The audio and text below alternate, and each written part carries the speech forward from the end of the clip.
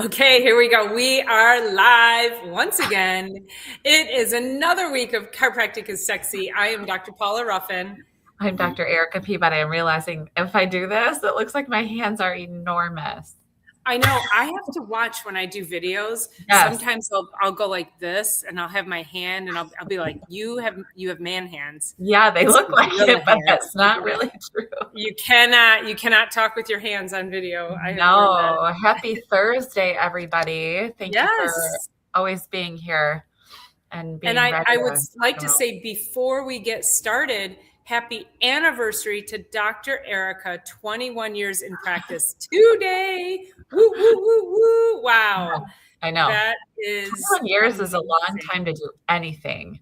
And Yeah. it's literally for anybody who's out there that's listening to us that potentially has a practice or something like what we're doing or a business of any sort. It's like having a child.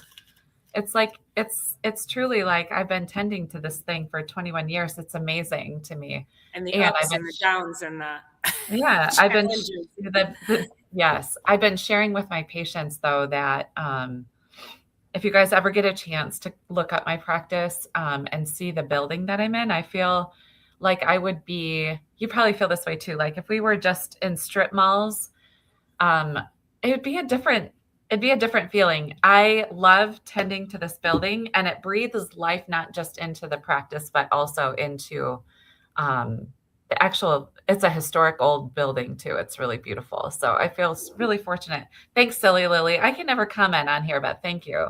Oh, maybe I can. I Can you? can today. Oh, get out. Yay. That's interesting. Oh, there you go. Look at that. Okay, cool. Yeah. Uh, So, Yeah, and I think it's amazing. I think having the space that my space makes me happy. My old space did not give me that feeling of joy where this yeah, space is like, oh my gosh, it's so lovely. And it's just funny. You said MySpace. Do you remember MySpace? yes. Look how old we are. I'm just going to age us for a hot second here. I know, right? Yeah. Oh my gosh. Anyway, it's been really fun. We had a coffee talk this morning, which it's once a month, but it happened to fall on this beautiful 21st anniversary. Lisa was like, we're 21. Can we have cocktails? I'm like 6 o'clock, maybe 6 o'clock tonight, but no, we cannot have cocktails for our 21st birthday. So we had I coffee. would have put out some bubbly, but Yeah, we had coffee and cookies. So far, yeah. It sounds yeah, like a yummy start to the day. that's good. Yeah, perfect. Well, I think it's great. 21 years is a lot. I'm coming up on 28. Yeah, you're right. It's like tending to a child, and when you think about the birth of the practice, Yeah. it's crazy what it takes to launch and loft a practice. It's amazing. So I yeah. remember 2 years into practice.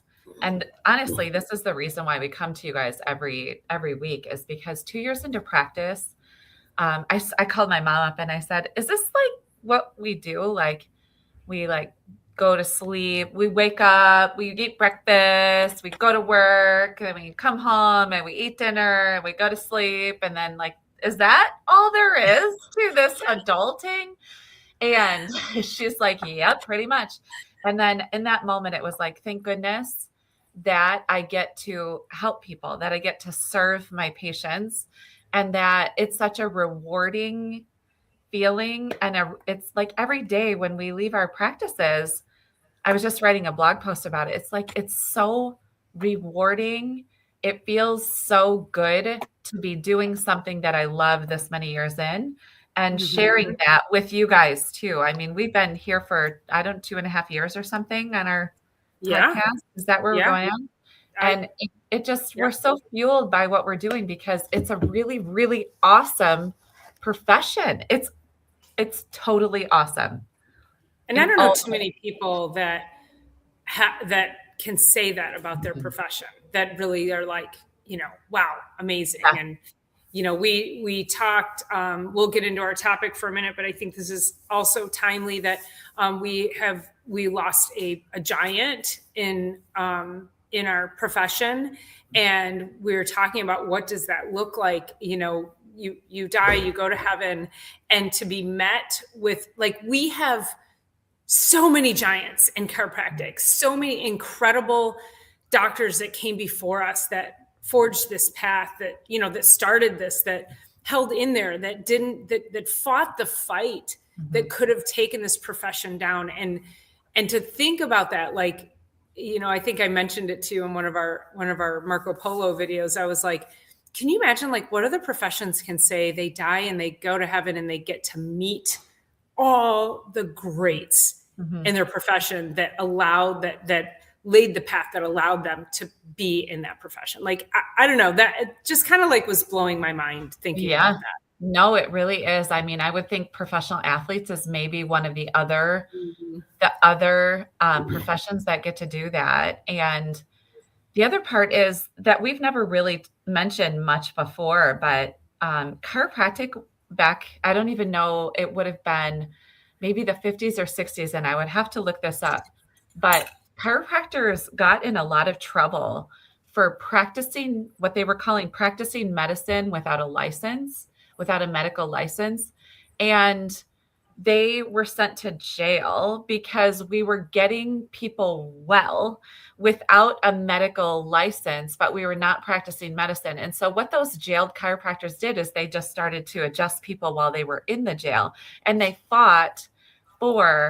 just did what needed to be done in order to keep moving forward with our profession. And I don't know that there is another profession with like such cool history, but then also that's so relevant today. And when we were doing, initially we had walked through the 33 principles that our profession is built on, and that none of them have been recalled, and none of them have, you know, like, we're not like, oh, pull that one off the market, or yikes, what did we do there? Or like, whoa, back it off. Like, we don't have that. And we just have, you know, excellence in the adjustment that is helping people get well and saving lives every day. Like, it doesn't get cooler than that.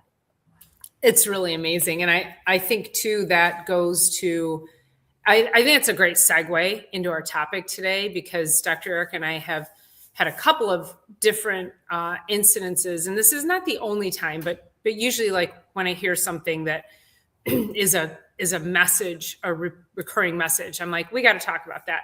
And this particular one was about people that we both know who have serious health issues, who consulted their doctors, and the doctors said, no, it's nothing you did wrong.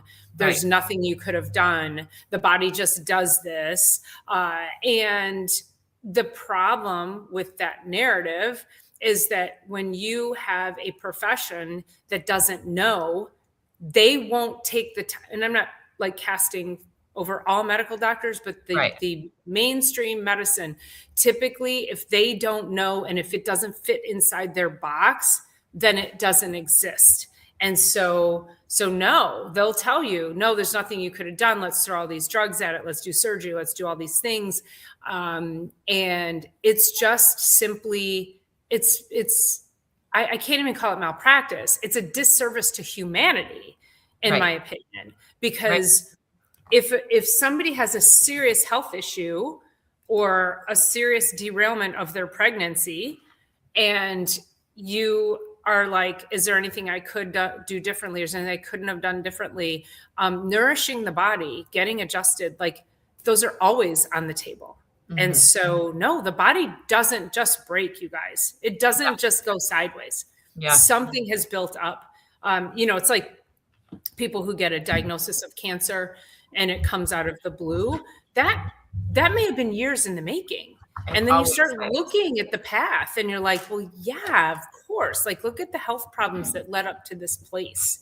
And so we need to have that conversation, so that if you ever hear that from your doctor or your healthcare professional, you need to move along and find someone else who will give you answers that will help correct your situation and not keep you where you're at. Well, I was during the coffee talk this morning, our topic was don't be a zero. And that just means, like, when there's so many things that we can do and we're not doing something every single day to move the needle, it's basically, so it says things happen. So diagnosis in particular, especially disease processes, they happen with small neglect repeated over time. And one of the things, so small things lead to small, like starts with a whisper and then it gets louder and louder and louder. And the story that Dr. Paula is talking about is this fetal growth restriction that's happening in a woman that I know. She's not a patient of mine, but in a woman that I know. And this is the second time around that she's dealing with this. And the first time the baby almost died and she almost died.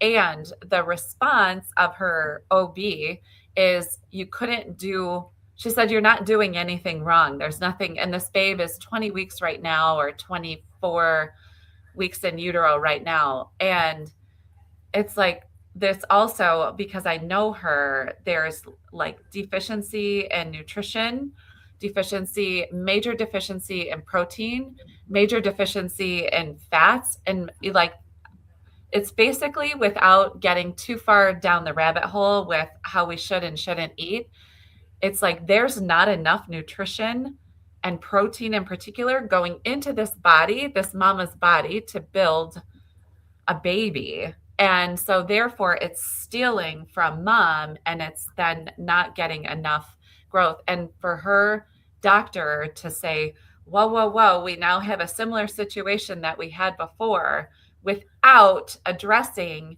some of the things, including nutrition, that could be done way differently if you just started to do some research. And she's a highly educated mom.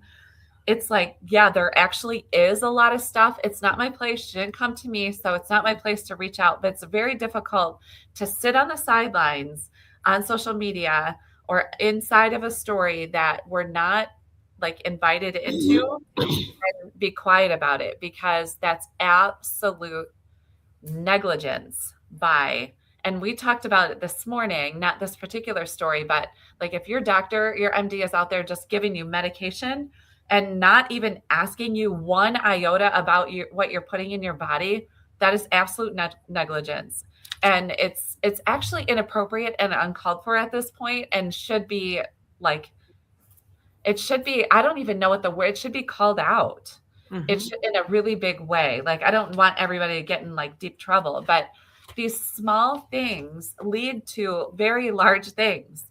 And to say, nope, there's nothing else you could have done about it, for our patients to go in and say, I have this neck pain, I have this, I have this, that, and they're giving them like, no, there is a lot you could have done about it. And here are some resources, and here's some literature. Like, deal with it like we do. We're like, okay, there's this. People say, I didn't even do anything. I'm like, yeah, you did. Just doing life is you did. And the small negligent things that we're doing, neglect to our bodies and neglect to the things that create health. Yeah, you actually did. And the best part about it, you are the problem, and you are the actual, also the solution, which that's the best part about this whole thing, is you did it and you're actually the solution to it. That's freaking cool. You just now need to be in an office that teaches you how to be that solution and find that solution.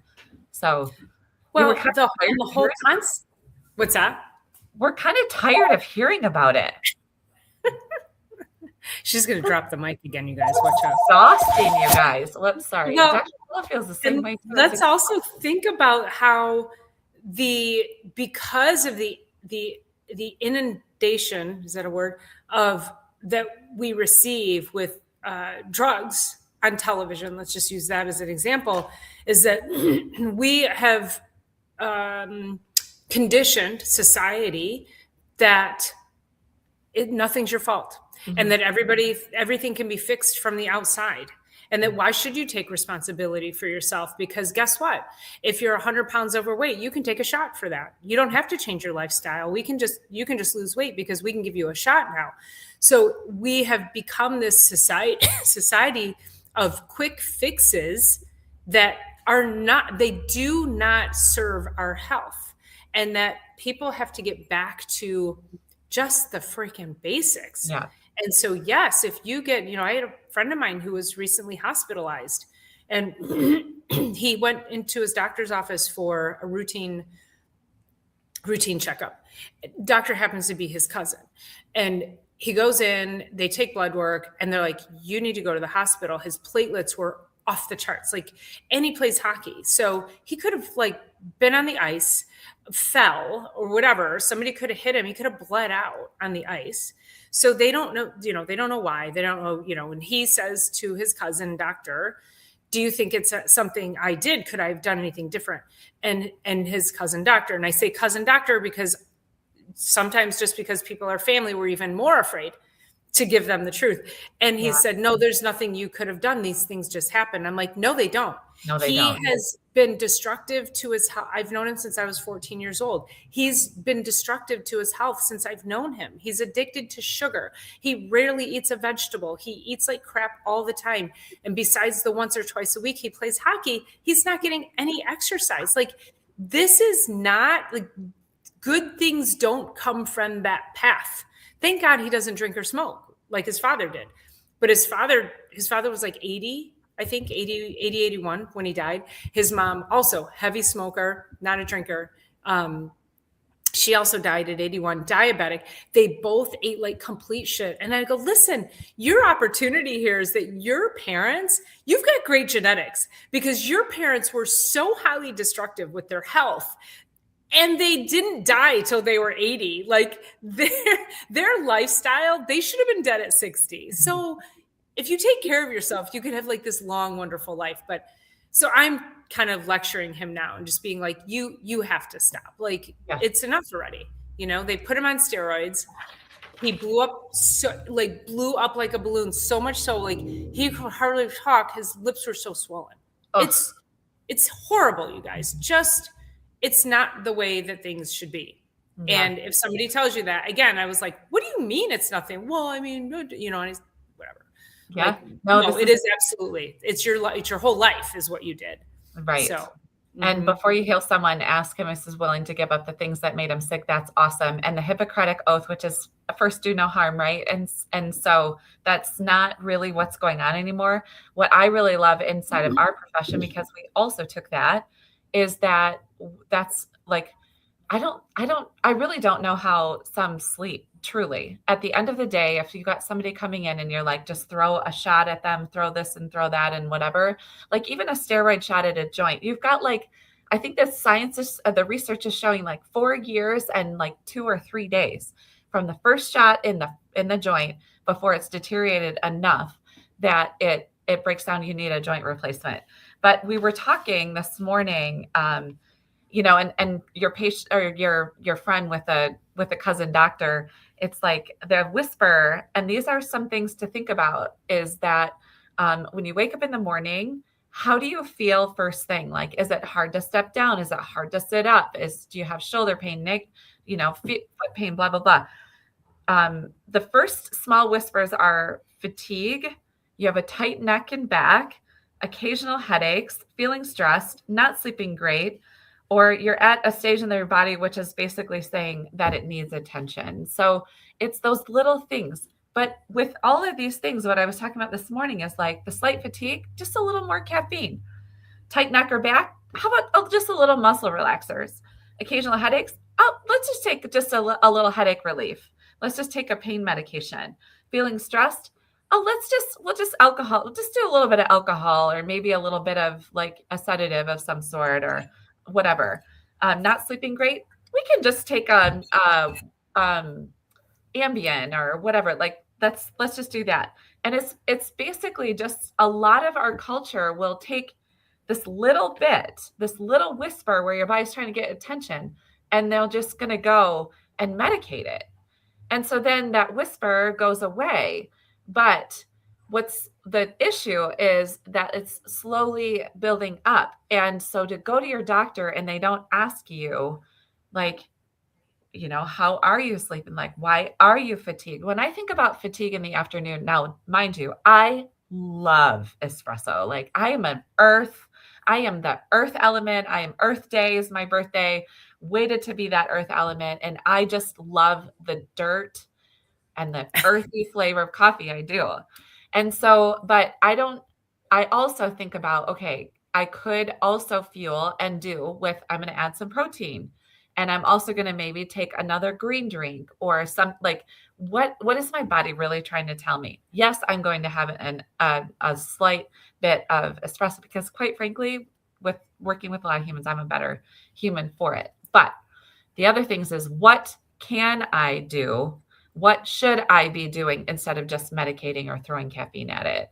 And so that's where, if your doc is not asking those questions, your MD, you're at the wrong place. And Dr. Paula and we're getting to the point where we will die on that. We will be like, you are literally in the wrong place. And if you're not seeing a chiropractor, you're late to the game. You really are. Well, So and I think my next thought is making me think of we need to dedicate a whole podcast to spring allergies because that's coming up. But that's also one of those things where, oh, well, the body just has allergies. No, it doesn't. no, And we're doesn't. coming into this time where people are going to start taking allergy medication every effing day. Mm-hmm. And I promise you, you don't have allergies because you're deficient in Claritin. Right. That's not so. When you find yourself reaching for those things on the regular because you've been conditioned that that's what we do and the body just does that, I want each and every person to just stop and ask yourself, just as Dr. Erica said, what is my body really asking for right now? What is it really struggling with? And how can I make it better so that I don't have to take these things that just mask what is happening? Mm-hmm. So that 10 years from now, 20 years from now, you don't have some other greater issue going on. I cannot tell you how many patients I have where I've gone into the Wayback Machine with them, and now they have these neurodegenerative issues, dementia, Parkinson's, Alzheimer's. I'm like, holy moly, I'm seeing so much of it.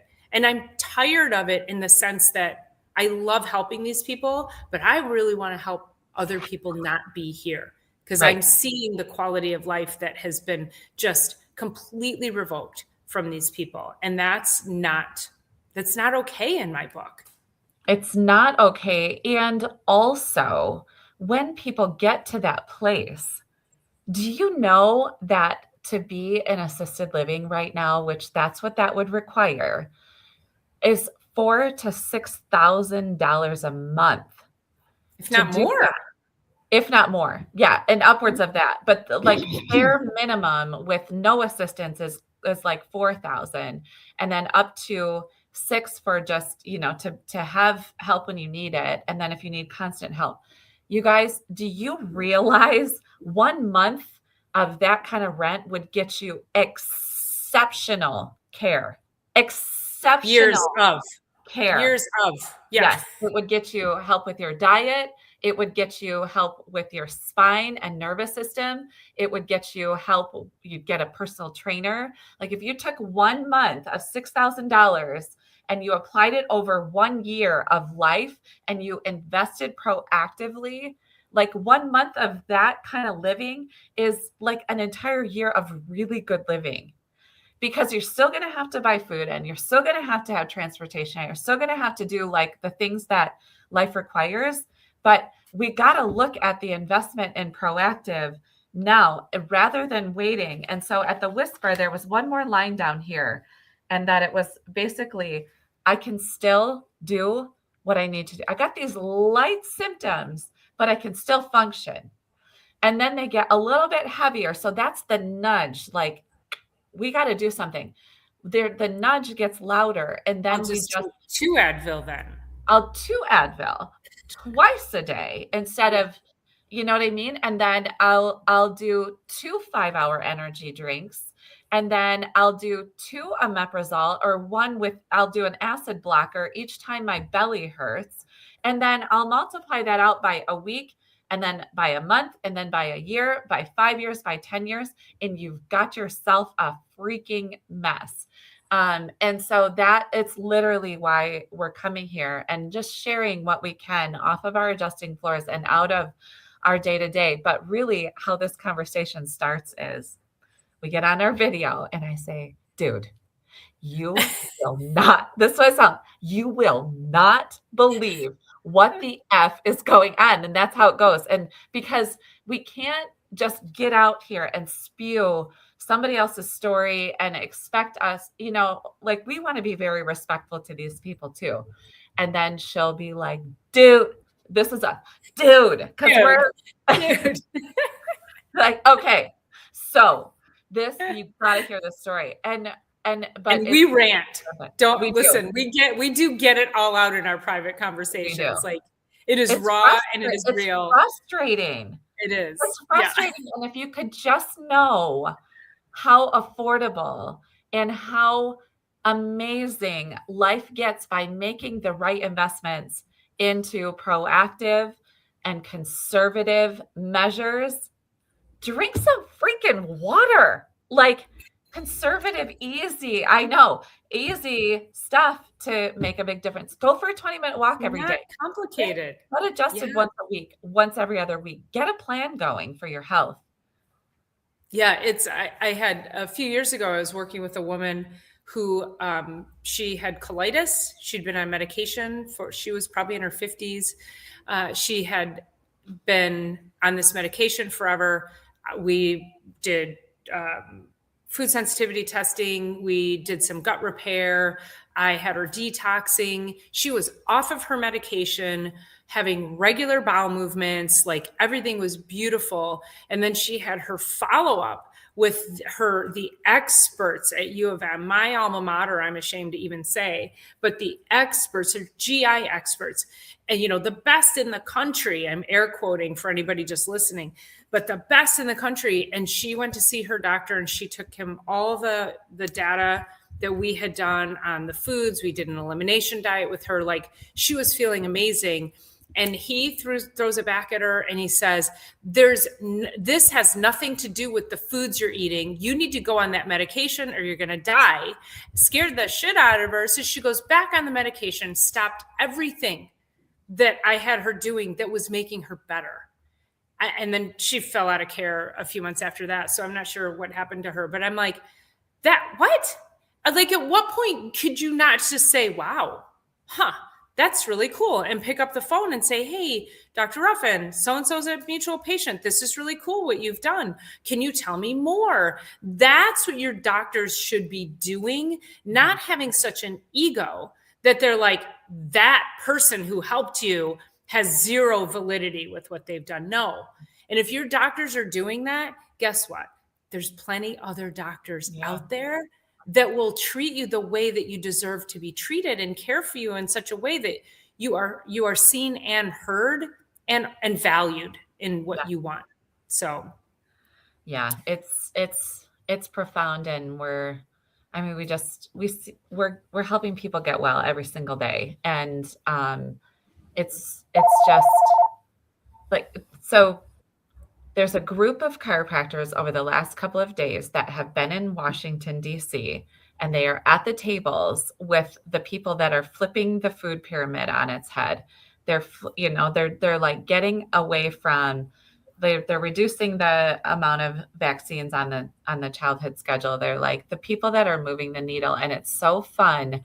But I just wish that they would just say across the board, like, if you guys want to be well, go find a chiropractor, find regular care of some sort, because we're getting to that point. It's just Dr. Paula and I have to be on this, on YouTube and on here regularly so that you guys are hearing what we're seeing. But 21 years in and 28 years in, like, that's a lot of experience, and knowing that we're getting people well and they're staying well and they're continuing with that. So it's a lot of miracles.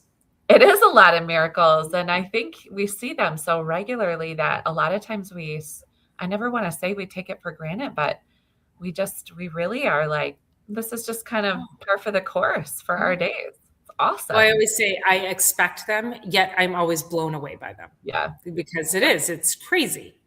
I want to address this comment by Tio Mimo. Are you addicted, or are you craving something you truly need? And that's an interesting statement, because I would say both. And so if you are, riddled with yeast and candida and parasites, you will crave, they will talk to your brain and force cravings for the foods they require to continue to perpetuate in your gut. So you have to ask yourself if you're craving things that aren't healthy, because it's going to push you towards sugars and things that aren't healthy. So if you have sugar cravings, you have to ask yourself, why do I have sugar cravings? And it's usually because bugs are controlling you. Now, when I was pregnant, there was a period of time through my pregnancy, kind of early on, I might have been in the first trimester or so, I couldn't get enough liver. I had to have chicken liver or liverwurst every single day.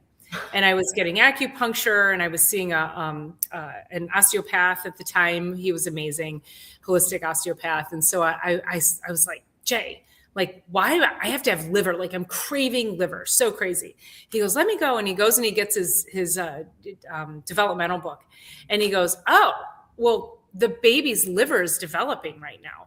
So the body's also divine in what it forces you to eat, because my body was telling me that my baby's liver was developing, and I clearly needed more fat and more liver and more iron and more B12 that was coming from that liver. So I listened to it. I went with it, and I love liver, so it's not an issue for me.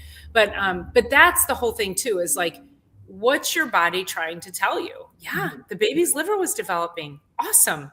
So, for this pregnant woman you're talking about, it's like, you should be listening to your body. Your babies are screaming at you because they need something, especially the one diabetic, right? The one that's born is diabetic, right? So actually she's got 2 girls, and then the son so it's one of the girls, and I think they're like 5, 6, something like that. So yeah. It's, that's, when you're very dogmatic about certain ways of eating. We'll just say, like, if this person were vegan, I'll just say that, is that vegans tend to eat a lot of carbohydrates. So if you're eating like that during pregnancy or any other time, your blood sugar is going to be really off. And so, yes, you're causing a disruption in your baby's pancreas and your baby's inability to regulate blood sugar. So, we gotta feed these babies. We gotta get these women more education with regards to preconception care. And then, of course, in utero, like, you got to throw the Hail Mary in utero for sure. Well, also pregnancy brain is a thing. It's because baby is stealing a lot of the fats from the brain. So the connections aren't being made there. And so I just think about how much, if the mom's body is deficient in just nutrition in general, and then baby needs everything, like the detrimental effects, not only during pregnancy, labor, and delivery, but also this mama in her 6th and 7th and 8th decade, like, where's that? And my favorite line, I'm going to just put it right up on the wall, is a patient came in and he's like, I want my health expectancy to match my life expectancy. And if you've been listening, I've said that so many times over these 2.5 years of being on here, but it's my most favorite way of looking at life and looking at our health. And there, one of the closing things that I had talked about this morning during our coffee talk is that health isn't about being perfect. Dr. Paul and I are not perfect. We are doing the things that move the needle forward as much as possible, but it's not about perfection. It's about participation. And so that means we get up off the couch and we start to create a plan for ourselves, or you can just Google a plan, like eat well, move well, think well, drink your water, get your rest, and get adjusted, and put that into Chat GPT, and it'll help you design even a week around how do I get those things into my world, because it is about participating in your health, not just sitting back because you're functioning fine, making participation. And the moment that you start participating, your body will start responding. And it will actually, like, people go through cleanses, like it's springtime, right? There might be some cleansing going on, but they'll go through cleanses, but your body will start responding by kicking a bunch of stuff out. And that doesn't mean that you're going to go through, like, you feel awesome all the time, like that detox, which you just did detox with the doc. It's like you have your body starts responding, and it's going to start to respond in the very best way because we're designed for that. And it's going to start responding in which direction do you want to be pushing it in? Well, and as far as detox goes, I have been detoxing for 20 plus years. Yeah. And I notice something different every time. Well, okay, Dr. Eric and I both love espresso, and we both have really high end espresso machines. Well, I would pull 3 or 4 shots a morning and I would drink that. During the detox, there's no caffeine. So I didn't have coffee for 10 days. I have to tell you, this is my single shot. And of course I add water to it. This is from this morning. I can't drink it as strong as I used to. And I haven't even finished this one from this morning. So again, listening to my body, I was drinking way too much caffeine. Yeah. And it was like, and I got a headache when I eliminated it in that first 24 hours. So I'm like, oh goodness. So now I'm listening to it. It's too strong, and you don't really want to drink all that anyway. Yeah. Yeah. No, it's great. It's, so when they say there's nothing that you did wrong and that there's nothing you could have done differently, flat out lie. And there's a lot that we can do. And there's a lot that we can do on a day-to-day basis, on an hourly basis, on a minute-to-minute basis, drinking water all day long, doing all the things. Like, there's a lot that we can do. And we are our own problem, which also leads us to the fact that we are the actual solution to the problem too, which is so freaking cool. It's really cool. That's a really cool thing. And we don't know something, we don't tell our patients, no, there's not, like, we don't ever have a no, like we're like, maybe, or let me look into that. Or like, we will literally, like, our brains like to be expanded on the regular. And so when we have a patient who's struggling with something, it's never just a no, unless they're like, I need to stop my chiropractic care. And we're like, no, you need to stay on chiropractic. Yeah. But if there's something to be figured out, we are going to say to them, yes, let's dive a little further in. Let's try this. Let's try that. Let me refer you to this person over here. Maybe you should go here. Maybe try acupuncture. Like, we are constantly, we have a circle of resources that we constantly want to be connecting our people with, because we want you to have the most optimized care possible for the most optimized overall healing of your body and health. Absolutely. So, well, that was a good one. Should we wrap that up there? Let's wrap it. That'll be a wrap. So have an awesome week. Happy anniversary to you. Everybody give Dr. Erica a little clap for happy anniversary. Remember, if you didn't hit the thumbs up button on the way in, make sure you hit it on the way out.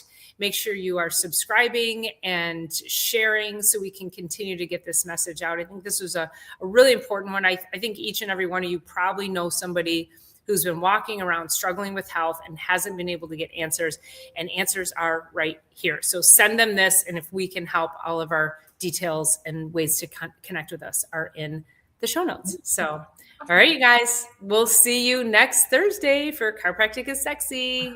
Bye. Looking forward to seeing you.